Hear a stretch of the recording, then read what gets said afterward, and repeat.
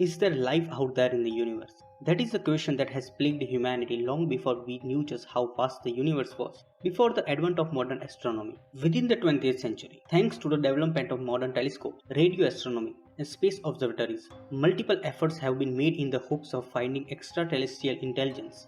We've been beaming out radio signals more than a decade now. Institutes like SETI completely dedicated their work on finding extraterrestrial intelligence by looking at the radio signals in the universe. And yet, humanity is still only aware of one intelligent civilization in the universe, our own. And until we actually discover an alien civilization, the best we can do is conjecture about the likelihood of their existence. That's where the famous Drake equation, named after astronomer Dr. Frank Drake, comes into play. Developed in the 1960s, this equation estimates the number of possible civilizations out there based on a number of factors. There are enormous number of stars. Only some of them will have planets suitable for life. On only some of those worlds will intelligence arise, and perhaps a few of those civilizations will avoid the trap jointly set by their technology and their passions. If there are many civilizations, one of them should be rather close by. If there are few civilizations, then even the nearest may be very far away. The Drake's equation, to be specific, said the number of civilizations we have at any given time within our galaxy is equal to the product of 7 different unknown quantities from astronomy, geology, biology, and anthropology, each of which build off the previous element.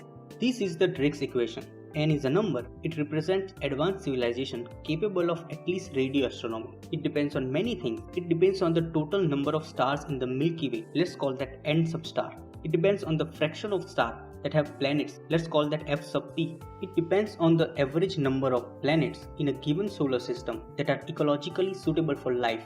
Let's call that N sub e. It depends on the fraction of planets in which life actually arises. Let's call that F sub l.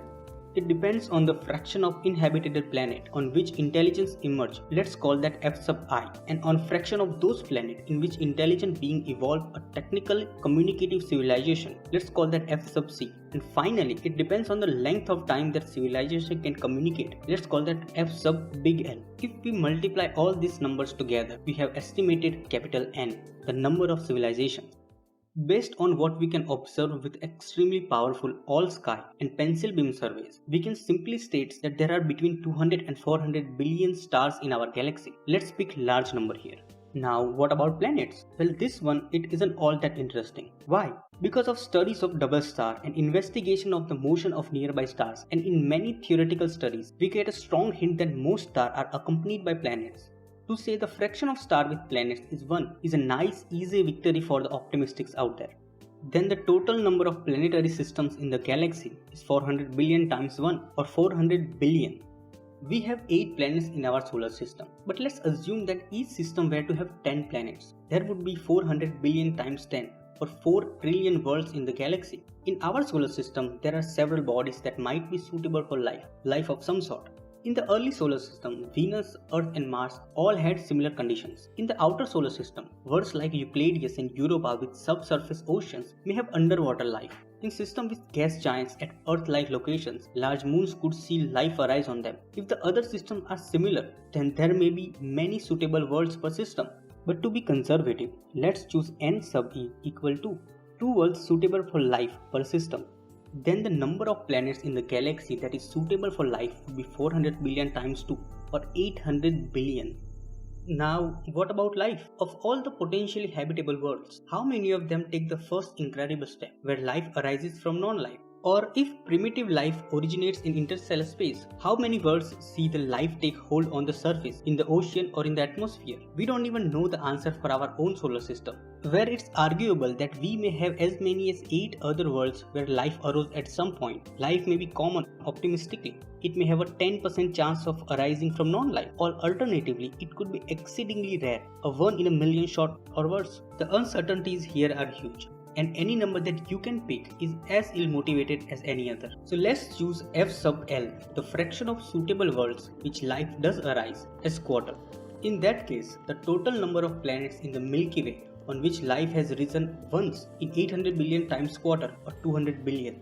This gets more interesting now. It took billions of years of life thriving on Earth until we evolved the first multicellular organism, and then hundreds of millions of years more until we developed gender in reproduction. Without both, outcompeting single cell life would be impossible, as they had out-evolved the large form of life. It is thought that the collision of a rather smaller body with the Earth about 66 million years ago was responsible for the extinction of the dinosaurs. A few small early mammals survived, but anything as large as humans would have almost certainly been wiped out. It is difficult to say how often such collision occurs, but a reasonable guess might be every 22 million years on average. If this figure is correct, it would mean that the intelligent life on Earth has developed only because of the lucky chance that there have been no major collision in the last 66 million years. Other planets in the galaxy on which life has developed may not have had a long enough collision-free period to evolve intelligent beings. So let's take some middle ground here and choose f sub I as 1/10 and f sub c also a 1/10. Meaning that only 1% inhabited planets eventually produce a technological civilization. If we were to multiply 200 billion times a tenth or 2 billion planets in which civilization has risen at least once, the fraction of those worlds which presently house scientifically, technologically advanced civilization. This is a superior question to the ones asked by the Drake equation. Who cares if this is the first or 10th time a technologically advanced civilization arose? Who cares if they are using radio waves? Who cares if they blow themselves up or self-extinct, or whether they have space-faring ambitions or not? The big question is whether there are extraterrestrials who are intelligent the way we are intelligent, and that means scientifically and technologically advanced. There is no evidence for this anywhere other than Earth, of course, which means there is a huge range of possibilities. It could be easy like 1% of them get there, or it could be a freak coincidence that humanity arose at all, and the odds could be more like 1 in a billion. Here on Earth, it's been about 500 million years since the Cambrian explosion, and we have only had a technologically advanced species on the planet for less than 1,000 years, of a lifetime of a few billion years. It's hardly out of the question that we might destroy ourselves tomorrow. Assuming humanity lasts for a few thousand more in this state, that means that Earth will have spent 1 in 100,000 of our time with complex, differentiated organisms in a technologically advanced state. If that's a typical case, then f sub big L would be 1 by 100 million, a very small number, and then n would be 2 billion times 1 by 100 million, or n may be just 20, very small number of technologically advanced civilization. But civilization might take billions of years of evolution to arise and then destroy themselves in an instant. If this is a typical case, then there may be few other, maybe nobody at all for us to talk to. But with all that said, it's those last three numbers that have such large uncertainties that make accurate estimate an impossibility right now. Knowing how many worlds there are out there in the Milky Way with life on them, and finding even one would have a tremendous implication for our existence and for understanding our place in the universe. Taking even the next step and learning that there were complex, differentiated, large organisms on the world like we have with the fungal, animal and plant kingdom on Earth would revolutionize what's possible. And finally, the chance we have to communication, visitation and knowledge exchange with a scientifically or technologically advanced alien species would forever alter the course of humanity.